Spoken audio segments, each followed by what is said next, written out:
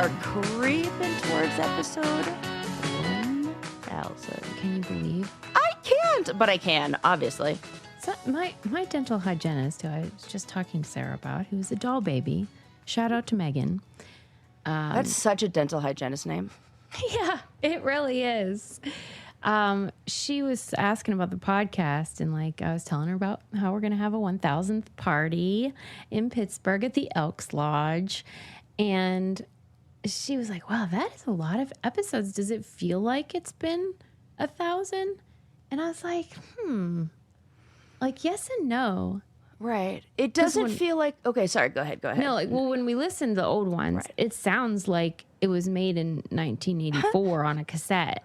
Does it really? Well, I think it's improved a lot. Like the sound quality and everything and technology. And we are better now. We are definitely better now, I'm sure. Or more comfortable. It feels like it's been a lot of time. Like I'm aware of how we were little babies when we first started in the dawn of podcasting, really. But it doesn't feel like a lot of work. Like when you think about 1,000 of anything, if I said a walk 1,000 miles, that is like, oh, that's a lot of work. This doesn't feel like a lot of work. It feels like, you know what they say, when you do what you love, you never work a day in your life. Now, whenever I hear that, I just think of that clip where you said that about the proctologist that got in trouble for doing rectal that exams. Is funny.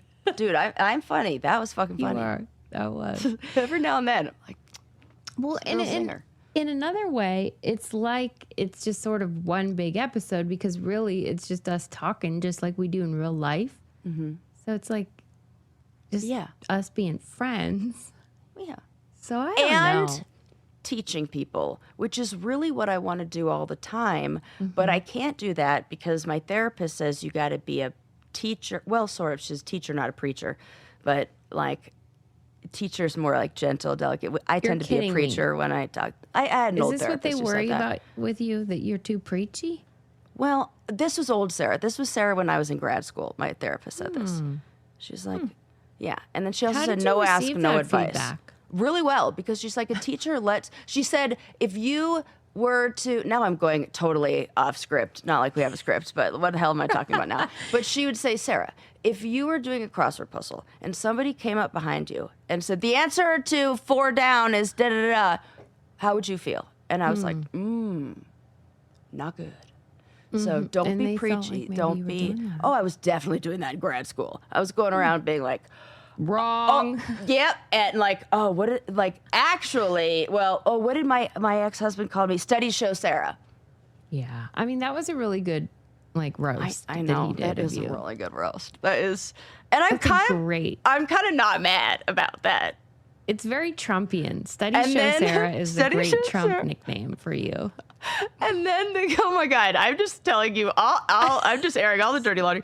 Then in grad school, the cohort underneath me, I found out in the last semester, called me question girl. Oh, see, this leave it to therapists to come up with a less good, not good roast. Leave it to the salesman. They could have called you Tracy Flick. Yeah, right. Something like totally. that. I mean, I am her. Obviously. Study show Sarah. Study show Sarah is so good. It's so good.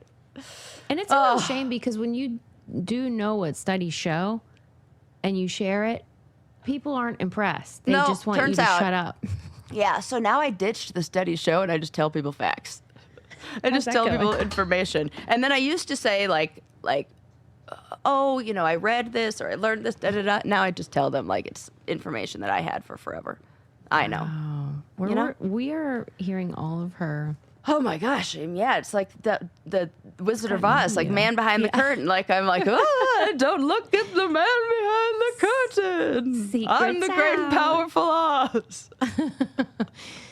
Well, at any rate, 1,000 episodes is a freaking long time. So if you guys want to celebrate that, and you should, because it's really a celebration of you guys because we couldn't do it without you, then you should buy a ticket, which are on our website, thebraincandypodcast.com. It's going to be so much fun. Oh, and I am going to be in a rare mood. Well, maybe not rare. The times it comes out is, remember when we had our Halloween bash, you said, I don't know what happens to you, but you become... It's unbelievable. Somebody else. And I'm like, because I get so pumped and now I'm high on life. Yeah, when we did our Denver event, like I know she loves to perform, obviously. We've been down this road a number of times. Right. But there was something that came over her. It was like a spell was cast. It was in the air, which I think will be in the air the evening of our 1000th. It's just, and it feels like, you know what it is? It's like also big sister energy where I feel this like, these are all my little siblings, all of our like brainiacs in our little community here. And so I want to take care of them, but I also want to make them laugh and entertain them and make sure all their needs are met and, you know, to the best of my abilities. So I think nurturing. That is like big sister role. So if you want some big sister love. Or shenanigans, because that's what I'm going to be bringing. I have all these games planned. Yeah. I mean, it's going to be hoot and holler. I love both of those things. There will be food. There will be shenanigans. There will be competitions and prizes. Yes. And surprises. Yes. Prizes and I think we should have... I need to pack a Hawaiian shirt. Yeah, for the flip-flop. The flip-flop 50. Okay, so put that in your bag. Yeah. Get those flip-flops Get them ready. Come Get on the over, flip-flops people. packed. Oh, yeah. I know exactly pair I'm going to wear. Not the orthotics one, which, by the way, the mystery was solved. We already solved that on the air. Okay, good. You did. Thank God, too, because we were on the edge of our seat. Okay, that's all the updates. For real, why? Because it is starting to get ominous. When you start getting packages you didn't order, even if it's something like not scary, like a flip-flop, you still think, is this some sort of threat? Right. Well, then a train of a bunch of other weird stuff started arriving because now I'm going to Costa Rica and... I mean, Sarah, I don't know. It's like illegal activity. The 44-inch wind chime that barely fits in my bag. Thank God I have a huge suitcase. I'm like, looks like I'm checking a bag. Dang. So. It's a big responsibility. You might have to get that wheelchair out and put it all in there. All right. What else did I want to say before we really dug in? I guess nothing. I like the change up of dug in. Everybody says dive in. Oh, it's like do a you podcast think that's thing. Misusage? No, I like it. Yeah, let's gonna dig into it. Yeah, dig into it. I like it. Okay, thanks. I do.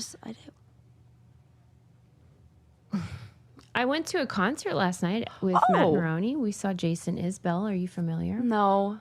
He's am I considered like Americana? It's like a neo-country Americana. You know, like Brandy Carlisle would be that. Okay, yeah, but this is a boy version. And it was really good. We totally enjoyed ourselves. What was the demographic? People that listen to NPR. Oh, okay. You know, mellow. Yeah, I fit in that. Yeah, but you also are more into hip hop than a lot of them probably. Yeah, but I appreciate the folky stuff. I also like a Joni Mitchell and a Brandy Carlisle even. And I mean, his politics are left leaning, so I think it's people that want to like country but don't want to betray their philosophies. Yes, you know what I mean? Yes.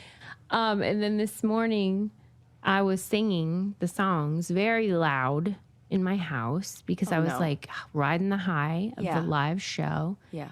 And Lincoln goes, "Mama, that is very good singing, but it is way too early for that noise."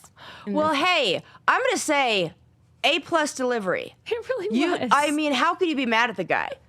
You have been more aggressive towards whistlers at appropriate times of the day. I could tell. Like, you didn't want to offend me. We love him for that. But he wanted it to stop right away. Were you like, shut up, I'm singing, or what? No, I thought it was funny. It is funny. Because he was right. I was being too loud. Well, he is his mother's son. Yeah, I can relate to this. You can.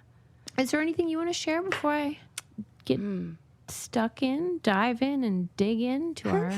No, let's do it, man. Okay. I found this article. in Atlas Obscura that I was psyched out of my mind about because I have wondered about this for all of my days, which is why the devil do human beings use blankets when they sleep? Oh my gosh. Okay, I saw this somewhere and I was like, I need to know the answer, and then I probably got sidetracked. That is... Okay, I want to know all about this. Like, it is strange. Don't you think about it a lot? Like, what are we doing with these blankets? Well, I mean, can I have a theory? Sure. I mean, there has to be something about when we lost the hair and the introduction of blankets. You know, they didn't mention hair, but they really should have. Get the fuck out of here. I'm serious. They didn't mention body hair as a thing. That we had a built-in blanket and we lost it, and they didn't think maybe that would be an important thing to write? No, they didn't, Sarah. Well, I have a bone to pick. With Atlas Obscura. .com. Yeah, that's a good... But, I mean, you're on the right track. I mean, the essence is there, which is coldness. Well, that's like... Why do we need fire? Why do we need a rain jacket? Like for rain. Okay. Thank you. Well, okay, but like what's another animal that's... Oh, okay. That's a good question because some of them do make little blankets. Really? Do they? Don't you think that like our blanket, I don't think Den they do. And yeah, some little toads and stuff go under and then they like burrow and go backwards into the leaves, you know, and maybe it's for camouflage. Very good at this because you're basically getting to the core of it, which is that there is something about human beings that makes us incapable of thermoregulation at night. Huh. And I never knew that. Okay. Yeah. Well, you could tell any woman going through menopause that. Right. They're like, didn't need an article. Yeah. Terrible at it. Well, okay. That's why I have cooling bed sheets. Because it's like if you're just thinking about evolution or just the human function and how we have to, you know, it is ridiculous, number one, that we sleep for so long. Okay. I can see why, though.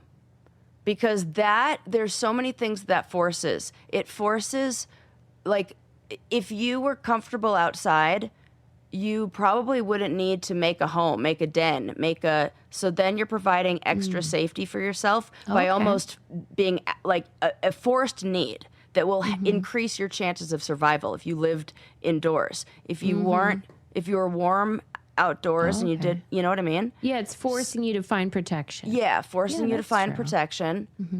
I had another one in my mind, but that's my first one that I think is like a biological, you're doing a really good job. A biological like need for that. Like, what is the evolutionary purpose? It said that the only humans that sleep without bed coverings are nomadic foragers, but every other human group uses some sort of either plant matter or woven fabric or whatever from Central Africa, Papua New Guinea, tropical climates, even where it's really hot, we're all doing it. Yeah. And there's got to be something about like keeping bugs off. And And it said even more common than blankets is padding. And yeah, that makes sense. Nobody's going raw dog. Nobody's doing nothing. Yeah. And then it said that 60 to 90 minutes before your usual bedtime, your body starts losing core temperature, which they always tell us. And there's like... I wonder if that's why a bath right before bed feels good and relaxes your body, because it's maybe taking away some of the energy that, I don't know, or like you're getting your temperature regulated. I bet it is related. Interesting. This is interesting. Okay. It says that when the body's heated, we feel more alert, which I also thought it was the opposite. And it says when the body cools down, we tend to feel sleepier. That is... I feel the opposite. I feel like Atlas Obscura is like... Obscura. Because have you ever gone into like a sauna or they a do massage say room? that They're not making it cold in there. Right. They do say that the most restful sleep is in a cooler room. I do get love that. Saying that. And I have nightmares if my body temperature is dysregulated. Haven't you ever been in a hot room though, and you just felt sluggish? Hello.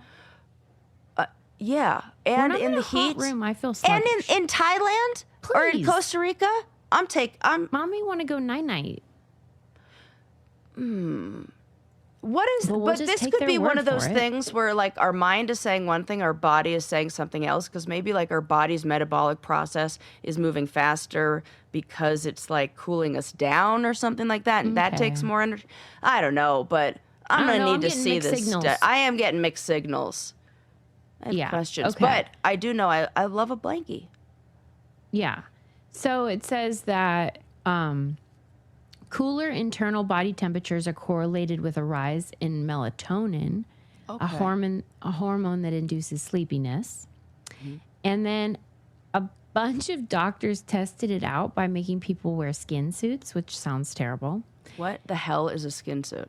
They said it's like a cycling outfit. Okay, got it. And they dropped their body temperature just a touch, 1 or 2 degrees. And they wanted to see if they slept better, and they did. Well, and then... This is like a commercial for those cooling blankets. So use code BRAIN CANDY for buying a skin suit. And then lastly, it was just saying how like when you're... So the first 4... Let's say you sleep 8 hours. Yeah. The first 4 hours... whatever, you're kind of like doing nothing. But those second 4 hours, there's a lot of REM sleep going on. And in the REM sleep, we lose the ability to thermoregulate. So we're like reptiles. Okay, that makes sense because that's when I have the nightmares. That makes sense. Like we're like, oh, okay, I see what you're saying. Makes sense. So I always like, that's my problem is that I go in, the collection of socks that I have, because I tuck my sheets in, and when I change my bed sheets, there's like a week worth of socks just all there, because in the middle of the night, I got to take those things off. Mm-hmm. And, right, because the way that reptiles regulate temperature isn't internal, it's external. That's why they go under rocks. Yeah. Or they go out into the sun if they're cold and things like that. So this is like that. We're going and humans, we're freaking paralyzed. We're just in our darn bed. This is a weird way to word, hey, did you know humans don't thermoregulate during REM? They could have made this a paragraph instead of an article. like I feel like with the blanket, like why do humans use blankets? Yeah. We all, and maybe that's why it's interesting, because we're like, yeah, obviously I know why, because it's cold. Because it's shiver me timbers. Right, and because you gotta, I also feel there's something protective about a blanket. Do men feel like that? You made way better points than this article did. Yeah, I really, again, I know. Idea Factory.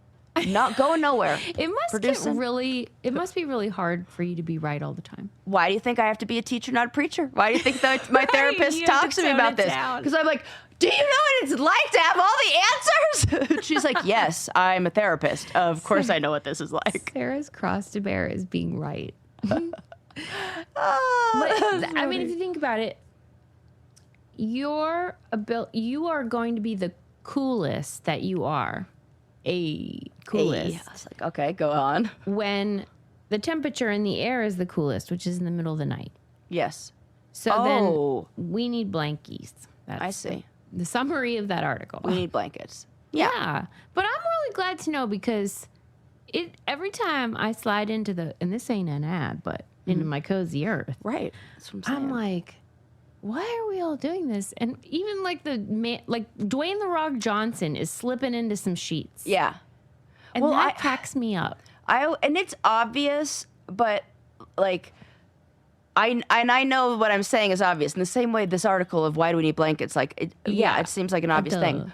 When I fall asleep on the couch watching TV, and then I move to the bed, that slip into the bed, has there ever been anything more comfortable? I'm like, what? How is this so different than the cat? How am I so much more comfortable in this. Because you're not exposed. Yeah. You are safe. Yeah. But also, like, they feel really soft and great. Yeah, so. And that's all. I mean, so God. I know we'll file this under, like, a duh. Right. But still, good to know. Yeah, I'll never. What else is good to know? Okay. Yes. Sarah, is how to get your hair to grow faster and look freaking great, and that's Nutrafol. Obviously, we've been singing his praises for years now, and I can tell you, Susie's hair, long, so long, and so much more. Like the thickness is coming back, and all of the regrowth is so exciting. My stylist comments on it every month. It's just got to feel really good. It does. It was a long road, but a lot shorter thanks to Nutrafol, which is a scientific #1 dermatologist hair growth supplement brand and the #1 hair growth supplement brand personally used by dermatologists. Mm-hmm. And anybody that's gone through like hormonal changes or just stress or whatever knows that bad sometimes haircut. A bad dye job, that can affect the look and thickness and feel of your hair. So let your hair be one less thing to worry about. See visibly thicker, stronger, faster growing hair in 3 to 6 months with Nutrafol. For a limited time, Nutrafol is offering our listeners $10 off your first month's subscription and free shipping when you visit Nutrafol.com and enter promo code BRAINCANDY. That's Nutrafol.com, spelled Nutrafol.com, promo code BRAINCANDY. Yes. All right, Lou. Yes, Lou. Next up, did you watch Murder in Glitterball City?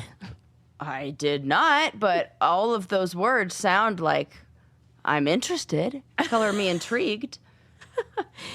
This is, oh gosh, I think it's on HBO. Murder in Glitterball City? Is that New Jersey? It is not. It's Louisville, Kentucky. Oh, why did I think it was New Jersey?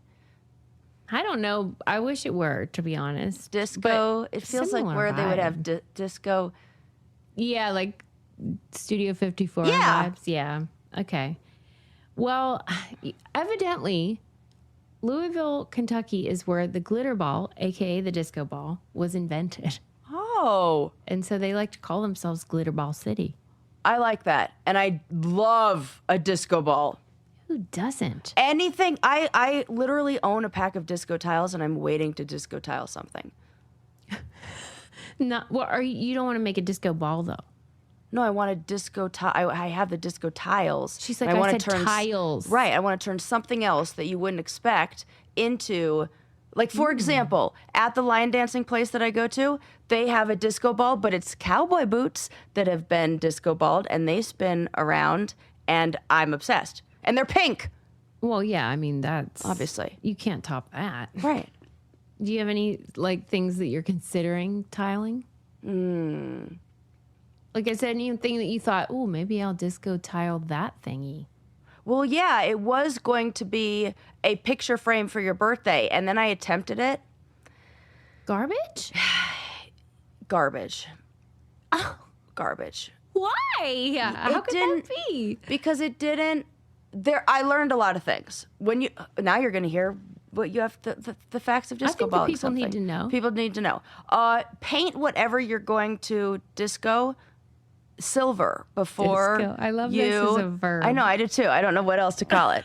But paint it silver before, because you will see whatever color it is underneath through the cracks. Excellent tip. And measuring it out, I did it on something with very hard edges, and you can't, like, it wasn't the exact measurement of, and I didn't have something to cut them. It was a whole thing. So I can see this. And then I tried breaking them, and then my girlfriend's like, "You'll cut your fingers," and I was like, "No, I won't." And then she was right. Yeah. So that is dangerous. So I was like, okay, you got to do something with round. That's why a ball is perfect, because so it has to be something like, I don't know. We'll figure it out. Okay. All right. Well, keep me posted. But it sounds super fun, and I did like the motif of the documentary, because like often in like the interviews and different scenes, you'd see like in the background like a disco ball like on the ground. It was sort of like a little Easter egg. And it was one of those documentaries that, it, of course, is about a murder, hence the name, but is also about sort of the characters in this town. It's our favorite kind. Yeah. And boy, it never ceases to amaze the types of people just wandering the earth, being fascinating and bonkers. Yeah. So there's that. And then those people always end up being married, which is always shocking. You say that. You're exactly like, right. Wow, there really is a lid for every pot. Every time. And it's never who you'd think. Yeah. It like there is a lot of odd couples. Yes, there are going on, and many of them are featured in Murder in Glitterball City. In this particular murder, it was the tale of a gay couple, two fellas, who in their basement was found in a Rubbermaid, bin, a corpse. And in their basement? Yeah. Well, they killed him. Oh, okay. I thought like they moved in and they're like. No, in this case, they put it there. Who found it? They were doing some sort of work or something on the Get the fuck out of town. They were storing it like I'm storing my Christmas ornaments over there? Kinda. I cannot. It was haphazard. They hadn't thought it through. Talk about the elephant in the room. For real. It really was like, really, guys? This is sloppy. This is just sloppy murdering. They're murder hoarders. Yeah. Right. This is really not doing a good thing for the gay community. You said it. Oy. And that is kind of one of the takeaways where you're just like, really? You guys you thought this was going to work out? Great. But, so they found a dead dude in the gay's basement. And then it became like, who killed him or whatever. But the documentary opens with this creepy VHS kind of dealy. It wasn't literally VHS, but it opens with this crackly video, like archival footagey, like that kind of home VHS recording. Movies. Yeah, of one of the gay guys saying, like, this is his suicide video, and that he wanted to say that his death has nothing to do with his partner. It's because he feels guilty because he murdered somebody, and that he has a gun right here, and he's holding his partner hostage, who he then pans to. What? It opens with that, and you just think, okay, well, so here's where we are. And so... cheesy, crazy. I guess kind of a spoiler is that you leave still unsure exactly what happened and who was at fault. But I think the takeaway is supposed to be like, these guys were in a toxic relationship and things went sideways and BBB. But the reason that I bring the series up to you is because you know how like I kink shame and you don't? Well, I want to shame a little here. My general rule is as long as it doesn't hurt anybody, or well, it hurts somebody. And I think we crossed that line. Okay, but the reason that even if everything was consensual and they were all into like weird sex stuff, is that if you're doing weird stuff, you become way more like susceptible to people thinking you're absolutely guilty. I mean, I know you think, hey, people should, if consenting and they have it set up right, everything should be fine. Well, but like, yeah, but I feel close to the cliff. You know what I mean? I feel like this is the same as when what the fuck is that guy? Armie Hammer tries to hide his abuse as that's true. Like this is a kink, or this is like. No, because one of the biggest parts of that is consent. And anybody in that community knows that. And I feel like it sounds like in both of these cases, that wasn't,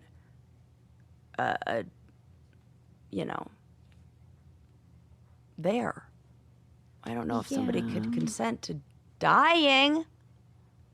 And also just like the drug use and you can't consent. Consent moves. Motivated, ongoing, verbal, enthusiastic, sober. Yeah, they weren't sober. No. Got to be those things. That's why it has to happen before the engagement in any, and you negotiate it before. Don't you think, though, and you probably will disagree, but it does feel a little bit like a slippery slope problem. Like, once you start going down this path of, like...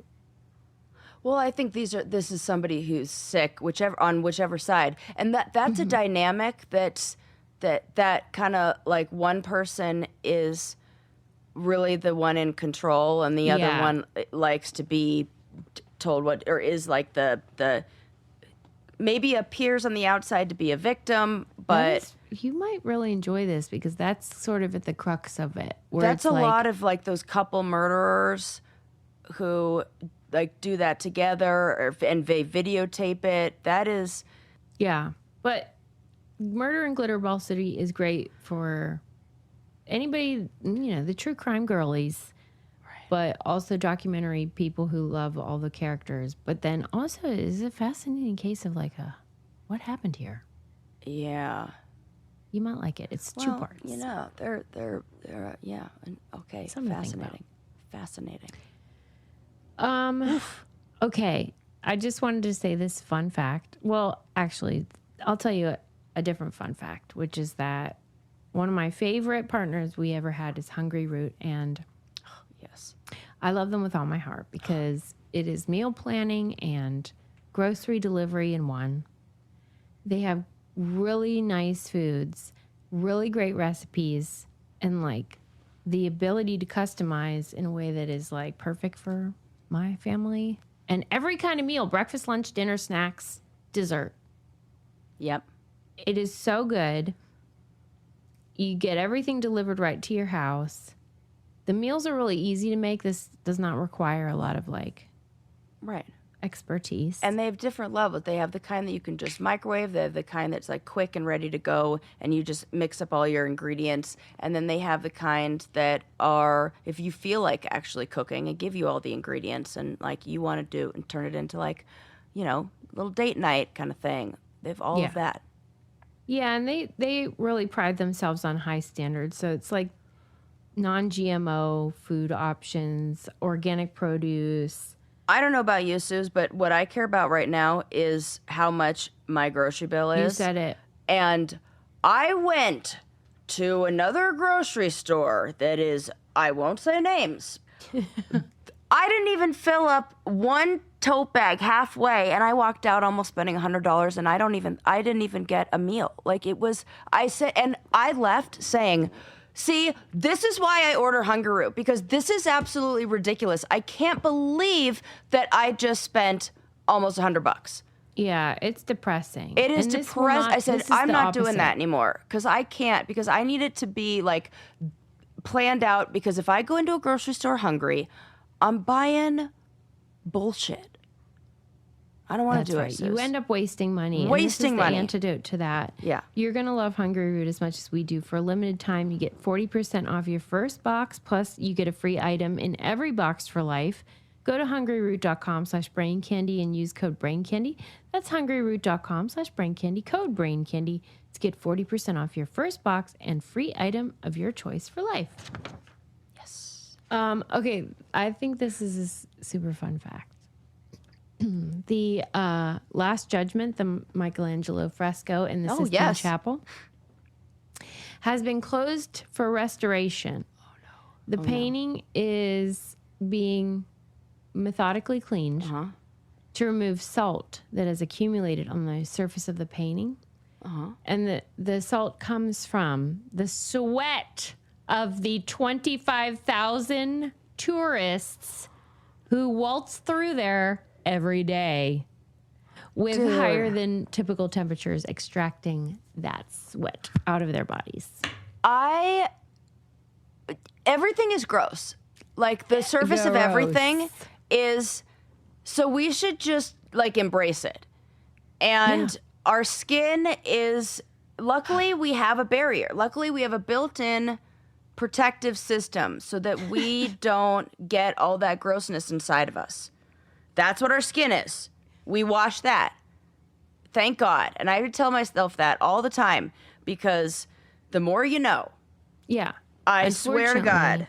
Michelangelo's painting doesn't have the same protective barrier on it. And therefore, our disgusting tourist sweat. And probably like skin and all that other shit that's in. Like, I bet that all gets trapped.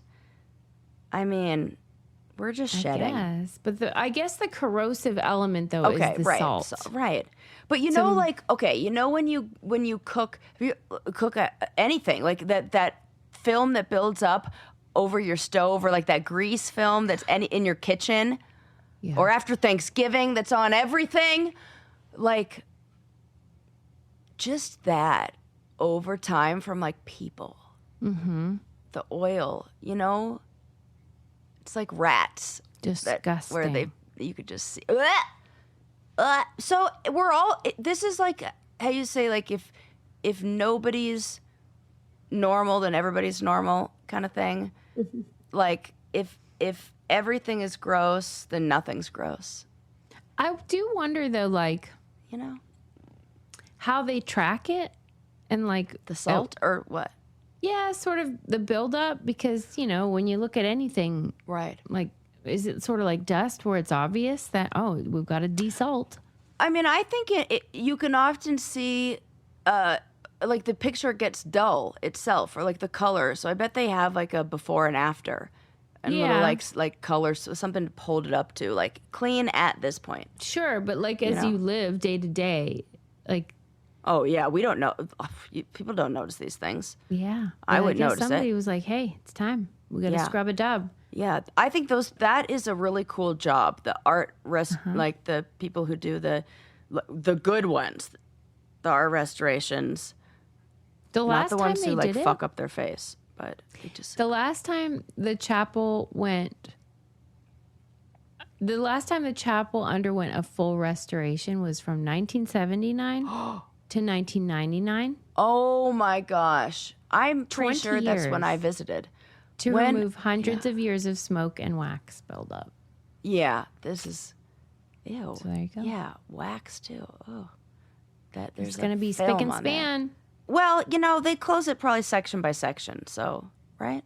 They didn't say, this thing I read didn't say, but probably, especially if it takes 20 years to scrub that salt. Yeah, so you can see the other part of it. Yeah, just look at the rest. One section. Just the last judgment. You can see the birth, the creation of humanity or whatever, that one. That one's down at the other end. Look at the finger one. Yeah, look at the finger one. That's on the other side. Fine. Okay, next up, I really loved this. This was a new Substack I subscribed to called The Future We Already Know. And the Future We Already Know Substack is run by a former crisis manager. This is the guy you call if, like, you're a celebrity and you did something real dumb. Oh, wow. Okay, one of those fixer. People. He's kind of like a fixer, but it could also be like police. It could be all kinds of different things. But his whole title is crisis manager. So his job is to help people deal with crises. God, and I need one of those. I know. I think I am one of those. Skill set. Yeah, that's true. You have one, and I have one. You have one, need one, and are one. Yeah. But he's retired, but now he has his own crisis, which is a cancer diagnosis. Oh. And so he is sort of taking the journey of his cancer through the lens of somebody who is supposed to be an expert in crisis management. And I found his sort of bullets of what to do really helpful. And so I think other people will too. So I love this because I also really like hearing it from somebody who then has to take his own advice, and he can really get down to like the bullet points, really. Yeah, and he said he did, and he's glad he did because he pulled a Rita Marie Meister, my grandma. He pulled a "You got to be smarter than your doctor," and it paid off. Okay, really? Yes, he said that a client more than once has asked him, like, what do you do when you are getting contradictory advice? So this expert tells you this, and this one tells you something else, or whoever.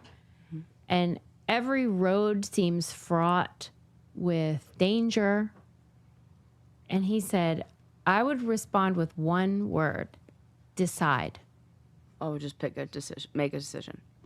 He didn't elaborate, but I think you're supposed to fill in the blank that a lot of us are so paralyzed by the question that we then fail to pick anything. Totally. I think that's a very good thing a good reminder.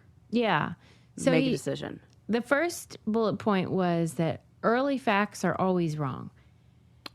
He said people often say there's no such thing as like a 100% truth, but that in his career, he has never seen a scenario where the early facts were right. Okay. And that you ought to be careful with conclusions, words, and actions in when the you don't know, go days. slow. Yes, Sarah. Thank you. When you don't know, you go slow, as Dave Meister says. His second bullet point was that wise is rare. Smart is common, wise is rare. Ooh, okay. Whenever you're asking a friend for advice, right, which we all do, like the advice you need and the advice you want are rarely the same. Why do you think I say, do you want Sarah the friend or Sarah the therapist? Yeah. Right? Right. So, like, what do you want? What you're asking from your friend is support. Yes. And what you're asking from, hopefully, an expert is wisdom. And that, you're going to want to base your decisions on the wisdom, not the support. Right? Ooh, that is... Okay, guys. They're both valuable. Listen, ChatGPT does not provide wisdom. It cannot be your therapist. Maybe weird support. In the same way, like, I don't know, that adjustable lumbar back thing in my car provides support, but not in all the right places and when I need it. Yeah. But not wisdom. Yeah. That's good. That's good. Yeah, because it says what feels nice, it's a dangerous thing to rely upon because you need wisdom. And the smartest advisors are the ones you need to go to, not the people that are just going to tell you what you want to hear. Yeah. And so then the next bit of advice was to not trust people who predict outcomes. Absolutely. This is what my mom, the psychic, says. What did she say? Well, she said no psychic can tell you, yes, you're going to get into a car accident and da-da-da. Like, if anybody can give you a predicted outcome of anything, you should be very skeptical. Mm-hmm.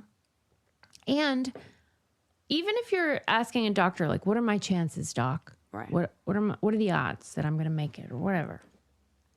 That the answer to that question oversimplifies something that's really complicated. Yeah.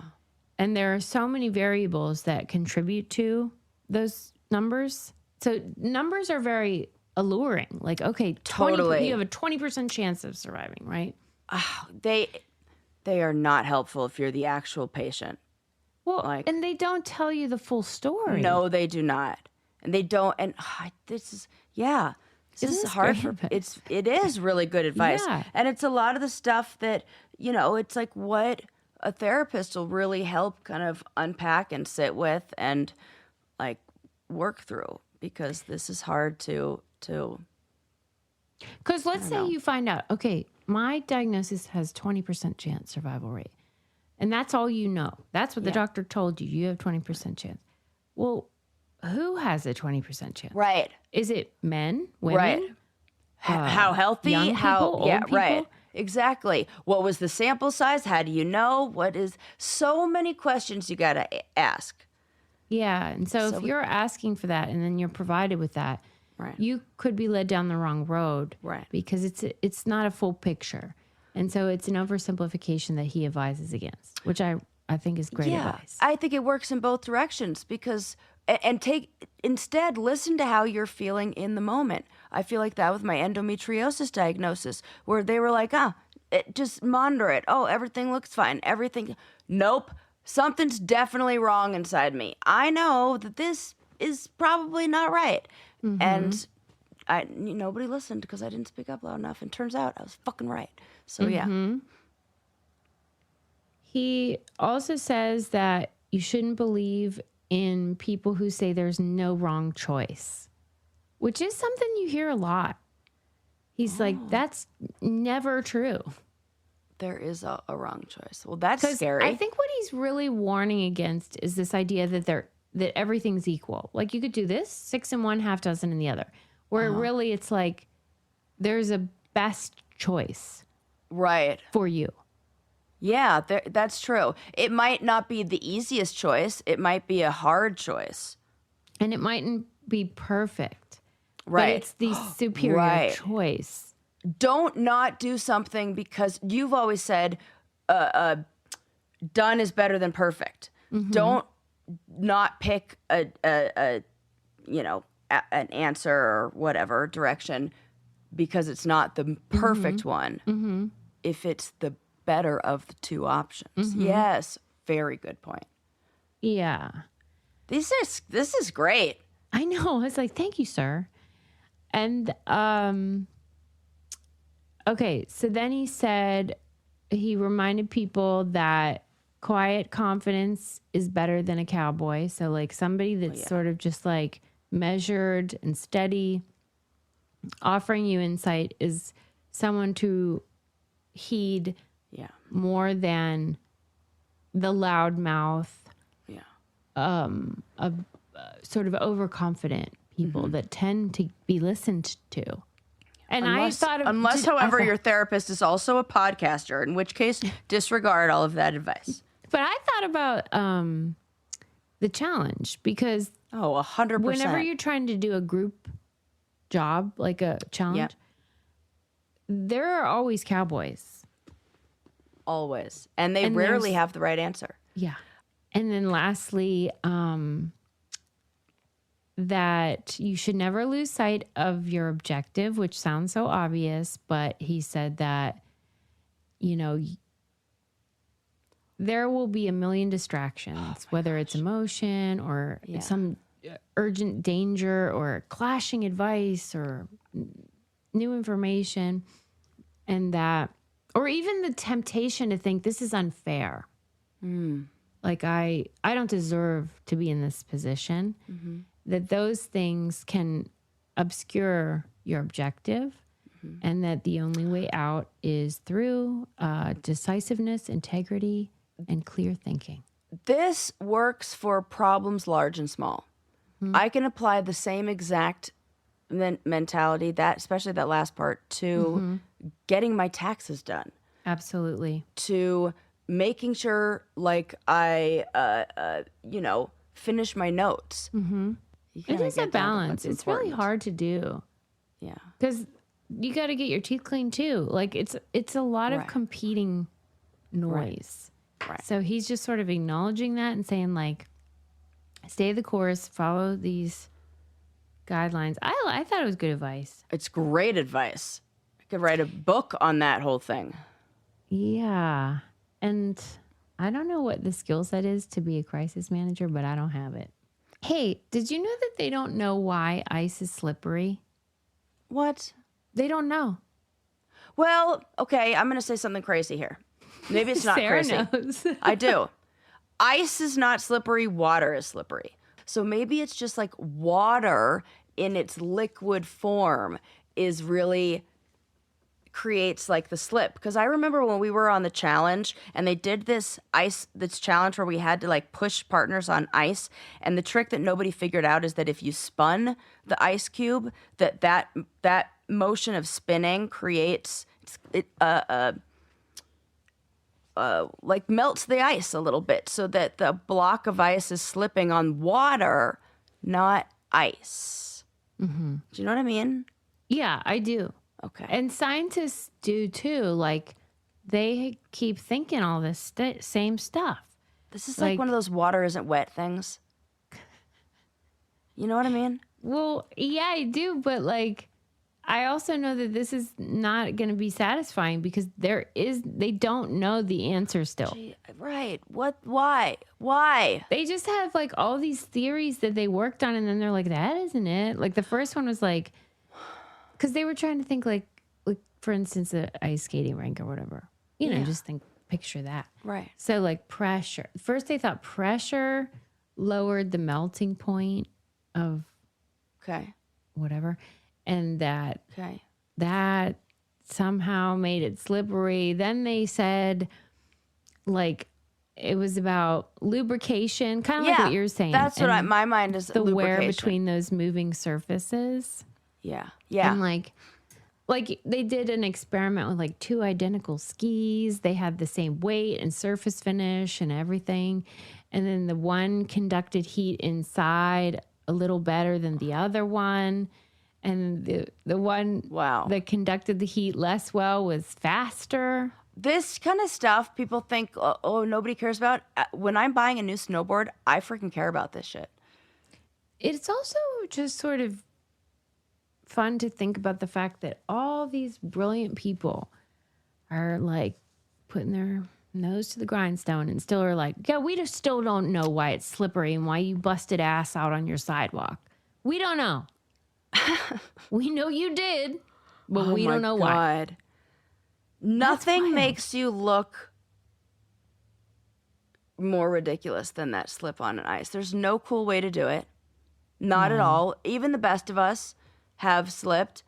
I mean, I was like in all my cool snowboard gear, get out of my car at the gas station. There was like one of those spots where just the water had dripped down, you know? Oh my God, damn near like thought I was going to pull my whatever that muscle is on the inside of your leg, that when your legs split open real quick. Yeah. It's like, oh, don't like, I don't know what that is, but groin like that. Thank God I didn't. My Uber driver left me off the other day, like near my house, which is not near enough because of the ice. Right. Oh, and I was like in shoes that were not, I had to crawl my ass. Oh, I did. Oh, Susie, I tried to walk. That ring footage would be I said so that. funny. I was like, what? I wouldn't get, like I wish I had that. I wish I had. Right. You don't, because that would be fucking hilarious. I swear to you. It looked like fucking Buster Keaton out there. That is funny. I mean, I'm glad you made it. I'm sad that you had to do that. But they don't Susie know busts why. out her knee pads that she has in her purse to climb the hill. Right.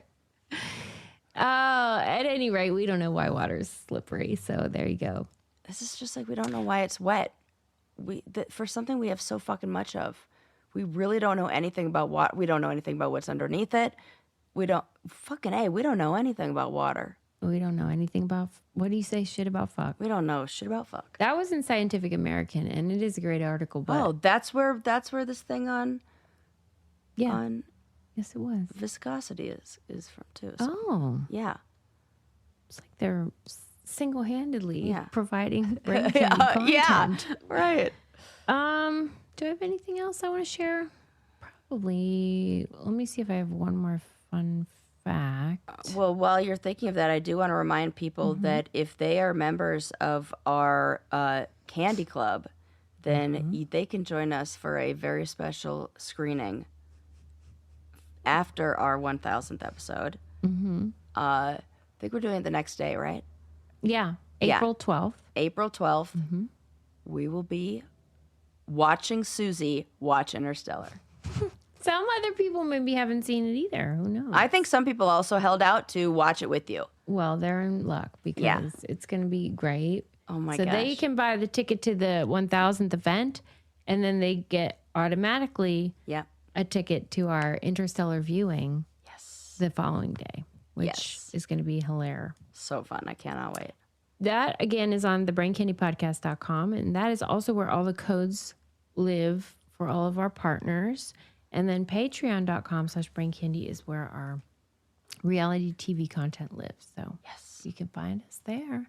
Don't forget to leave us a 5-star review and subscribe-ease. We'll see you next time. Bye.